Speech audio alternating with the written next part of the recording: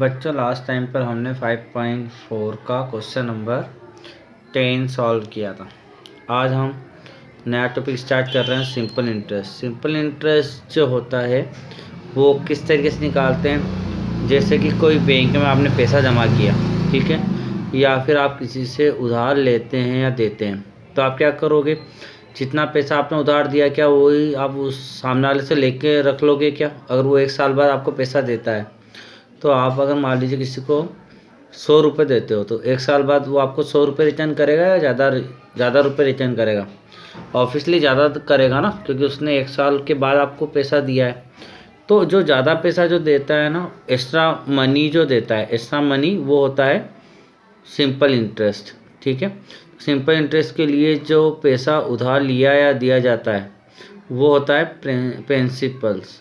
Principal जो होता है वो अमाउंट होता है जो उधार लेते हैं या देते हैं। ठीक है, इसके बाद रेट होती है, एक होती है रेट, किस तरह से आपने पैसा उधार दिया है। जैसे रेट ऑफ 10% पर अमन।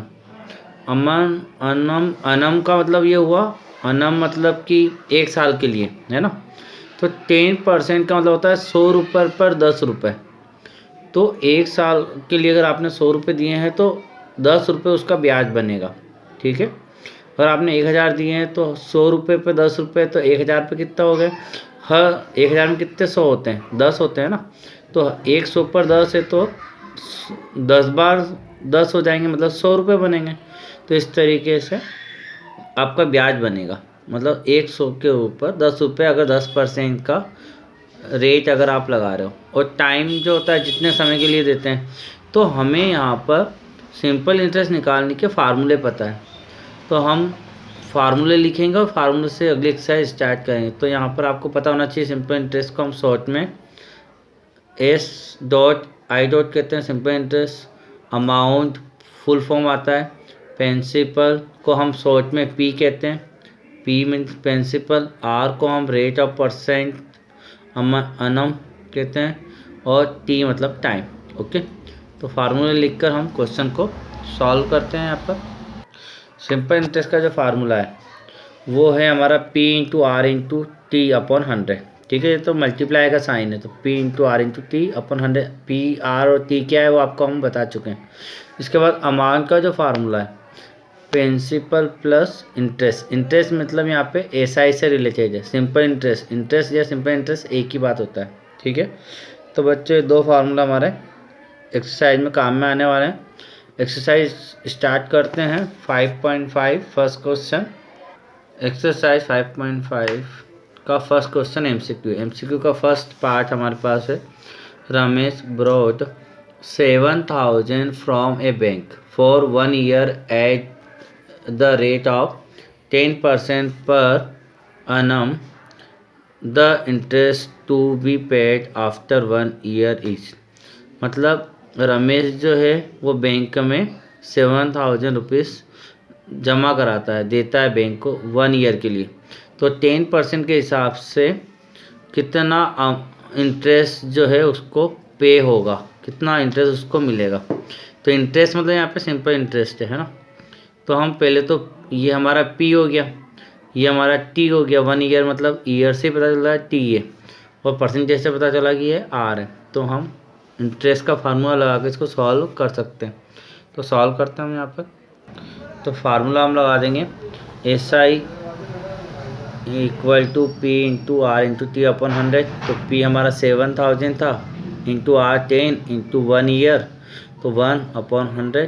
तो 2 0 से 2 0 तो 70 का इंटू 10 में होगा तो 700, मतलब कि इंटरेस्ट क्या हुआ 700। तो there for the option A is correct, option A हमारा करेक्ट है।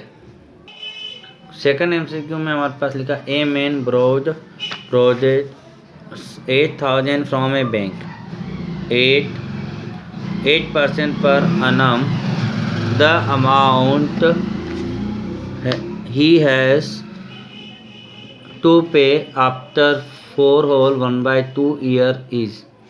तो एक मेन बैंक से कितना उधार लेता है वो 8,000। ठीक है, तो 8% के हिसाब से कितना अमाउंट जो होगा वो आपको पता है, इंटरेस्ट प्लस पी प्रिंसिपल, मतलब जो उधार लेता है देता है, उसके अलावा इंटरेस्ट भी उसमें जुड़ जाता है, ठीक है। तो यहाँ पे कितना इंटरेस्ट पे करेगा, तो आप जानते हो कि कितना लिया 8000, ठीक है।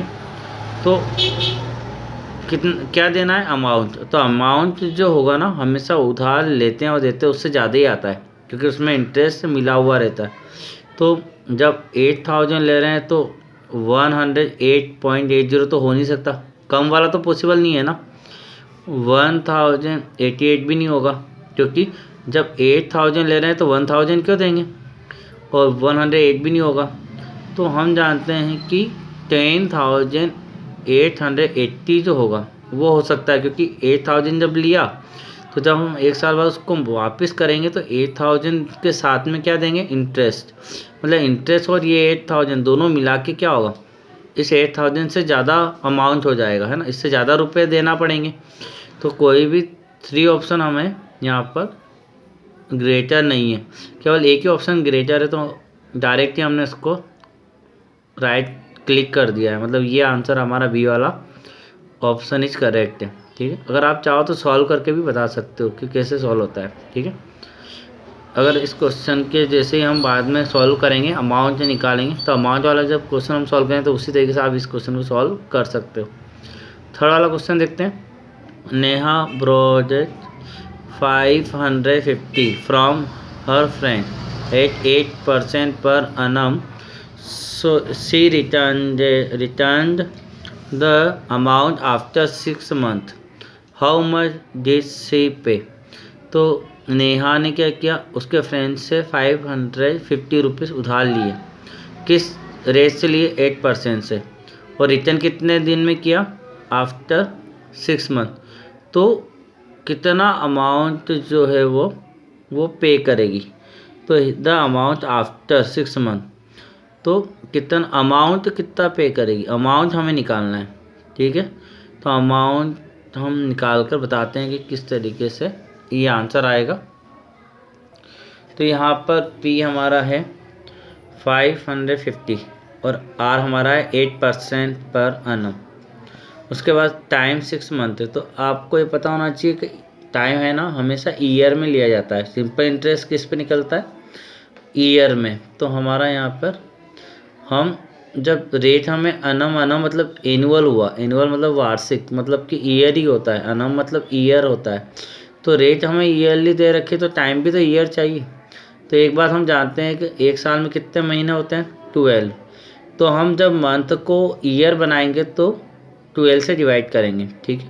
तो बच्चा आपको ये ध्यान रखना है कि मंथ को जब भी ईयर बनाना है तो 12 से डिवाइड करें, क्योंकि 1 ईयर में 12 मंथ होता है। तो 6/12, तो इसको कट करेंगे तो 6 1 जा 6, 6 2 जा 12, तो 1/2 ईयर हो गया। अब सॉल्व कर रहे हैं तो फार्मूला वही P into R into T upon 100। तो P की प्लेस पर 550 इंटू आर 8%, 8 लिखाएगा इंटू टाइम। तो टाइम 1/2 है तो 1 तो ऊपर आएगा, और ये 2 है ना 100 के साथ हो जाएगा, क्योंकि अपॉन में है ना। तो नीचे वाला नंबर हमेशा किसके साथ आता है, मल्टीप्लाई होके 100 के साथ। तो 100 इंटू 2 हो जाएगा। फिर हम कट करेंगे, 2 1 जा 2, 2 4 जा 8, 4 टाइम, फिर 2 से कट करेंगे, 2 2 जा 4, फिर यहाँ पर 1 0 से 1 0 कट होगी, 2 5 जा 10, फिर 5 से कट करेंगे, 5 1 जा 5, 5 1 जा 5, 5 1 जा 5, 11 टाइम। तो 11 का इंटू 2 से जब होगा तो 22 हमारा सिंपल इंटरेस्ट आएगा, ठीक है। लेकिन हमें पे क्या करना है, अमाउंट पे करना है। तो नेहा को अमाउंट देना है तो अमाउंट का फार्मूला लगाएंगे, P प्लस SI। तो 550 रुपीज़ उसने लिया था और सिंपल इंटरेस्ट कितना देना है, 22 रुपीज़। तो दोनों मिला के क्या हुआ, 572। मतलब नेहा जो है कितने रुपए वापस करेगी, 572। तो there for the option C is correct. तो ऑप्शन सी हमारा करेक्ट होगा। सेकंड क्वेश्चन हमारे पास है, find the interest on ₹500 for a period of 4 years at the rate of 8% per annum.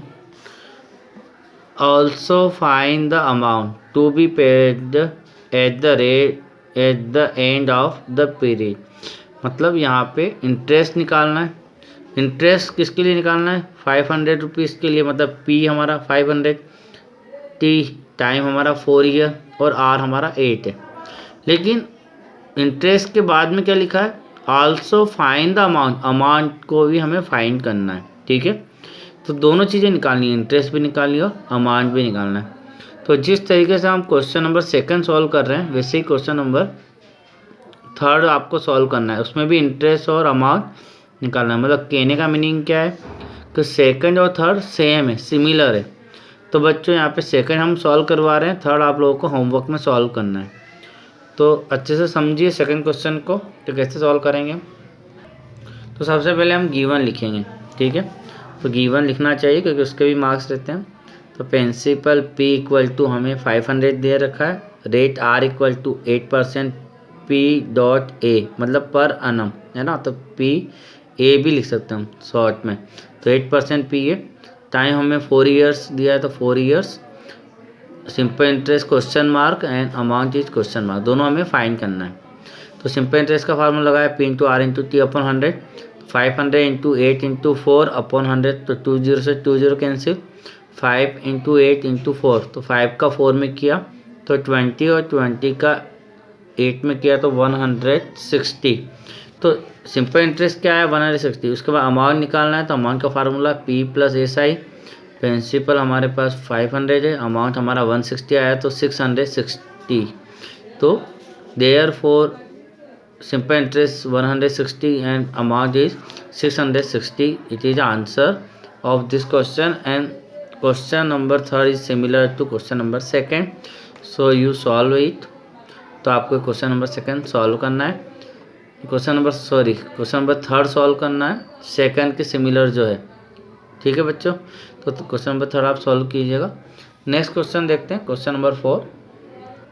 Question number 4 है, Rakesh lent out 8,000 for 5 years at 15% per annum and borrowed 6,000 for 3 years at 12% per annum, did he gain or loss.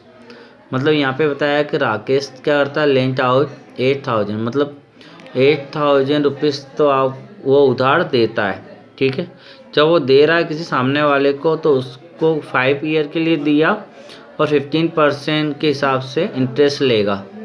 तो lent out 8,000 तो वो दे रहा है, ठीक है, तो उससे क्या हो रहा है? उसको इंटरेस्ट मिलेगा, मतलब उसको इनकम हो जाएगी।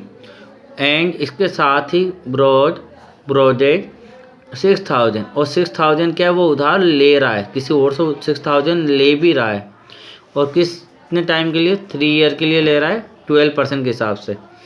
तो यहाँ पे एक तरफ तो वो उधार देकर इनकम कमा रहा है, क्योंकि वापस जब आएगा तो ब्याज मिलेगा, उसको इंटरेस्ट मिलेगा, और एक तरफ वो उधार लेकर इनकम मतलब खर्च हो रहा है, मतलब उसको ब्याज देना भी पड़ेगा। ठीक है, तो एक्सपेंडिचर निकालना, तो कुल मिला के हमें टोटल मिला के क्या हो रहा है? लॉस या प्रॉफिट, वो हमें निकालना है। तो सॉल्व करते हैं हम इस क्वेश्चन को, क्वेश्चन नंबर 4। तो फर्स्ट लेंट आउट के लिए हम कर रहे हैं ना, जब वो उधार किसी को दे रहा है तो वहाँ से इंटरेस्ट कमाएगा, मतलब कि इनकम हो रही है, तो हम इनकम के लिए निकाल रहे हैं। तो पी हमें दे रखा है 8,000, आर हमारा 15% पी ए पर annum, टाइम 5 ईयर के लिए दिया उसने उधार, तो इंटरेस्ट कितना हुआ? तो P into R into T upon 100, तो 8,000 इंटू 15 इंटू 5 अपॉन 100, तो 20 से 20, तीनों का मल्टीप्लाई किया तो 6,000। मतलब जब वो उधार किसी को देता है तो वहाँ से इंटरेस्ट कितना कमाया उसने, कितना उसको मिलेगा? 6,000। ठीक है, अब वो जो उधार ले रहा है उस पर टैक्स कितना देगा, मतलब उस पर इंटरेस्ट कितना देगा वो देखते हैं। अब वो जो उधार ले रहा है उस पर जब इंटरेस्ट देगा तो वो उसके लिए क्या है? खर्चा है, एक्सपेंडिचर है। ठीक है, तो इनकम पहले बता दी कितना कमाएगा, कितना इंटरेस्ट वो उसको मिलेगा 6,000। अब कितना इंटरेस्ट उसको दूसरों को देना पड़ेगा वो निकाल रहे हैं, तो एक्सपेंडिचर निकाल रहे हैं। तो कितना रुपया उधार लिया था? P इक्वल टू 6,000 लिया, किस रेट से लिया?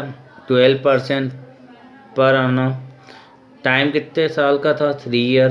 तो SI निकालेंगे तो P into R into T अपन 100, तो 6000 इंटू 12 इंटू 3 अपन 100, 20 से 20, तो 60 का इंटू 12 और 3 से किया तो हमारा 2116 आया। मतलब जो खर्चा हुआ, जो इंटरेस्ट उसको देना है वो तो क्या है 2160, और इंटरेस्ट जो कमाया है वो 6000।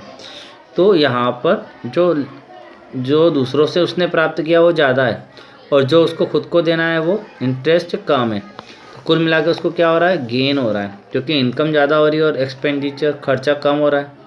तो 6000 इंटरेस्ट में से जो देने वाला इंटरेस्ट है वो माइनस करेंगे, तो कुल मिला के कितनी इनकम हो रही है, कितना गेन किया उसने, कितना प्रॉफिट हुआ उसको, 3840 रुपीज़ का। तो ये हमारा आंसर हो चुका है। तो देयर फॉर द गेन, वो गेन करता है ₹3840। तो बच्चों आज के लिए केवल इतना ही काफ़ी है। नेक्स्ट वीडियो में हम आगे क्वेश्चन सॉल्व करेंगे। फिर वो कंप्लीट करते रहें। Thank you very much.